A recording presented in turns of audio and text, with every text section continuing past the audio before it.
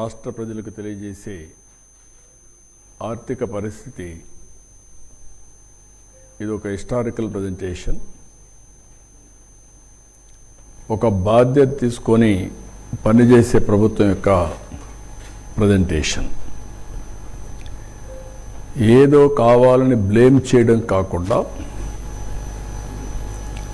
రాష్ట్ర ఆర్థిక పరిస్థితే కాకుండా రాష్ట్ర సమగ్ర సమాచారాన్ని ఎప్పటికప్పుడు ప్రజలకు తెలియజేయడం అనేది చాలా ముఖ్యం. ప్రజలు దీంట్లో భాగస్వాములు కావాల్సిన అవసరం ఉంది. ప్రతి ఒక్క కుటుంబం, ప్రతి ఒక్క వ్యక్తి కూడా ఆలోచించాల్సిన అవసరం ఉంది. ఎప్పుడైతే సమర్థవంతంగా ప్రభుత్వాలు పనిచేసి గవర్నెన్స్ బాగుంటే దాని ఫలితాలు ప్రజా జీవితంలో ప్రజలపైన పెద్ద ప్రభావితం చేస్తాయి. అదేగా నెగిటివ్ గవర్నెన్స్ ఉంటే నెగిటివ్గా ప్రభావితం చేస్తుంది. ఆ విషయాలు నేను మీకు ఎక్స్ప్లెయిన్ చేయదలుచుకున్నాను. 2024 ఒక మ్యాసివ్ విక్టరీ, ఎవరు ఊహించినటువంటి విజయం. దాని వెనకాన మీరు ఒక్కసారి చూస్తే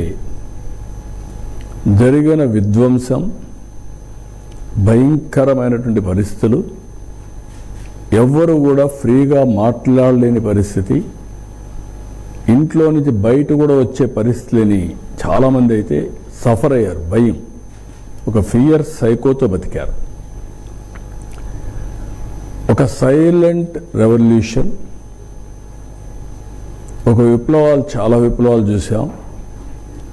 1982లో ఫస్ట్ టైం ఎన్టీఆర్ పార్టీ పెట్టినప్పుడు ఒక విప్లవం.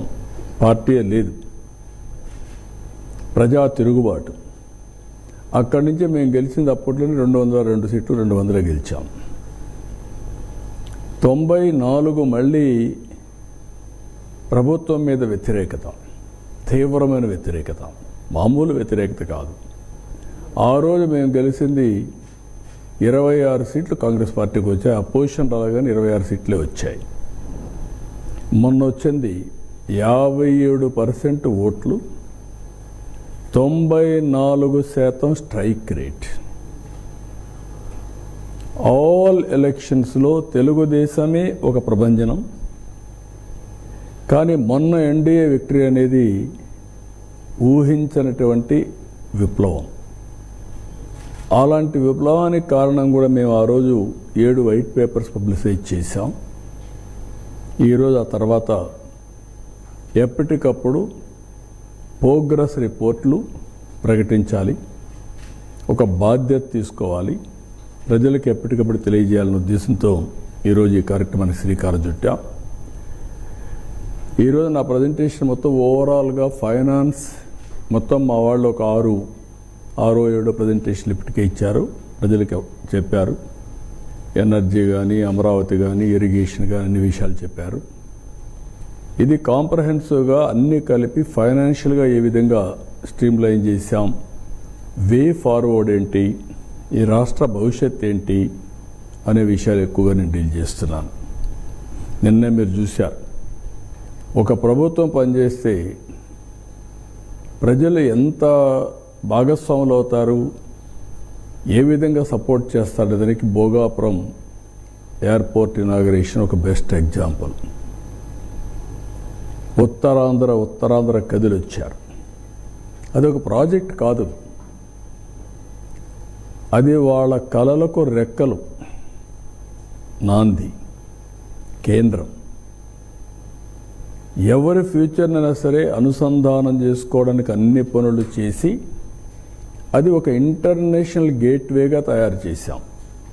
ఇరిగేషన్, ఎంప్లాయ్మెంట్, ఏఐ, స్టీల్ ఒకటి కాదు, అన్నీ కూడా కల్మినేషన్. అది ఆ యాంగిల్లో ప్రతి ఒక్కటి మీరు చూడాల్సిన అవసరం ఉంది. ప్రజలు కూడా ఆ యాంగిల్ని ఆలోచించాల్సిన అవసరం ఉంది. నెక్స్ట్, ఇక్కడ బ్రాడ్గా నేను చెప్పింది మీకు ఆంధ్రప్రదేశ్ జర్నీ సిన్స్ 2014. ఇక్కడికి వచ్చిన బైఫర్కేషన్ డెఫినెట్గా పెయిన్ఫుల్. బైఫర్కేషన్ చూస్తే కంబైన్డ్ ఏపీ పాపులేషన్లో అర్బన్ పాపులేషన్ 33.4%. బైఫర్కేషన్ అవగానే 31.5 ఆంధ్ర తగ్గిపోయింది. తెలంగాణ అర్బన్ పాపులేషన్ 41.5% పెరిగింది. అంటే అర్బనైజేషన్ ఎక్కువ ఉంది, రూరల్ తక్కువ ఉంది. ఇక్కడికి వచ్చినప్పుడు ఇక్కడ change in structure of the economy టోటల్గా చేంజ్ అయిపోయి ప్రిడామినెంట్గా అగ్రేరియన్ వ్యవసాయ ఆధారం అయిపోయింది. 58% పాపులేషన్, 48% రిసోర్స్ వచ్చాయి. This is the biggest challenge. Population 58%, revenue 46%. Loss of capital అగమ్యగోచరం, ఎక్కడ కూర్చోవాలో తెలియదు. బస్సులో నుంచి పరిపాలించాం, పడుకోవడానికి రూమ్ లేదు, ఉద్యోగస్తులు రావడానికి ఇది లేదు. అప్పుడు అక్కడి నుంచి తెప్పించినప్పుడు ఇక్కడ చూస్తే శనివారం ఆదివారం 1 డే ఎక్కువ హాలిడే ఇచ్చారు, 5 days ఏ వీక్ తీసుకొచ్చా. స్పెషల్ ట్రైన్స్ వేయించాం. మళ్ళీ అక్కడ ఫ్యామిలీస్ ఉంటారు కాబట్టి పోవాలి కాబట్టి ఉన్న పడంగా హ్యూమన్ యాంగిల్ అలాంటిదంతా ప్రయాణం స్టార్ట్ చేశాం. Disproportionate allocation of assets. నేను ఇప్పుడు కూడా గొడవలు పెట్టుకుంటే వచ్చేది ఏముండదు, కష్టపడితే దానికంటే 10 రెట్లు ఎక్కువ సంపాదించుకుంటాం. 2 రాష్ట్రాలు కూడా ఆ రోజు నేనే అభివృద్ధి చేశాను. సమైక్య ఆంధ్రప్రదేశ్లో తెలుగు జాతి కోసం చేశాం. తెలంగాణకి వెళ్ళింది. నేను ఎప్పుడో ఒకటి చెప్తాను, నాకు రిగ్రెట్స్ లేదు. అక్కడ తెలుగువాడు అనుభవిస్తున్నారు ఆ ఆస్తులన్నీ. కానీ ఇక్కడికి వచ్చినప్పుడు ఆ లాస్ జరిగింది. ఇక్కడికి వచ్చినప్పుడు గుర్తుపెట్టుకోవాల్సింది డెస్ట్రక్షన్. ఇది పెయిన్ఫుల్ అయితే ఇది విధ్వంసం. పెయిన్ఫుల్ భరించగలుగుతాం, విధ్వంసాన్ని సైకలాజికల్ ట్రామా కూడా అంత భయంకరంగా జరిగే పరిస్థితి వచ్చింది. డిక్లైన్ ఆఫ్ స్టేట్ ఎకానమీ, దీనివల్ల ఎరోజన్ ఆఫ్ ఇన్స్టిట్యూషన్స్, ఎక్కడ చూసినా miss governance, decline of మొరేల్. Officers కానీ పాలిటీషియన్స్ కానీ పబ్లిక్ కానీ భయపడిపోయి మొరేల్ లేకుండా ఏ పని చేయాలన్నా మేము చేయలేము అనే పరిస్థితికి వచ్చేసారు. Vandalism, deterioration of law and order. Road మీదకు రావాలంటే భయం, వస్తే తిరిగిపోయే పరిస్థితి లేదు. ఎన్ని జరగాలో అన్ని జరిగాయి. పేపర్ల మీద, మీడియా మీద, అందరి మీద దాడులు. బ్రాండ్ ఆంధ్రప్రదేశ్ డ్యామేజ్ అయింది. ఒక వ్యక్తి డ్యామేజ్ అయితే పర్వాలేదు, కానీ బ్రాండ్ ఏపీ ఎవరైనా ఎక్కడన్నా పోతే మీది ఏ రాష్ట్రం అంటే ఆంధ్రప్రదేశ్ అంటే చిన్న చూపు చూసేవాళ్ళు. That is dangerous humiliation. మీ రాజధాని ఏదంటే 3 రాజధానులు అంటే నవ్వేవాళ్ళు. That is the brand we enjoyed. Andhra Pradesh ఇంకా మేము రామని ఇండస్ట్రీస్ పారిపోయిన రోజులవి. ఇక్కడికి వచ్చినప్పుడు historical mandate to NDA, revival, rebuilding start చేశాం. ఈరోజు నేను ఎన్నోసార్లు చెప్పాను, నేను, జనసేన, పవన్ కళ్యాణ్ గారు, నరేంద్ర మోడీ గారు ఆ రోజు ఏదైతే మేము ఎలక్షన్ ముందు చెప్పామో దాని ప్రకారం ఈ 2 సంవత్సరాల్లో అనునిత్యం పనిచేసి ఏం చేయాలో చేశాం. కొంతవరకు సెట్ చేయగలిగాం. Reviving brand Andhra. Once brand Andhra revive అయితే మిగిలినటన్నీ కూడా ఆటోమేటిక్గా ఫ్లో వస్తుంది. Number 2, fulfilling welfare commitments. ఆ రోజు చెప్పాం, ఆదాయం లేదని తెలుసు, నాకు డెప్త్కి లేదు. ఎంత లోపలికి పోతే అంత అఘాతం ఉంది. చాలా సమస్యలు ఉన్నాయి. ఊపిరి పీల్చుకోలేనటువంటి ఆర్థిక వ్యవస్థ అయినా కూడా ఫుల్ఫిల్ చేయాలి. ఫుల్ఫిల్ చేస్తున్నాం.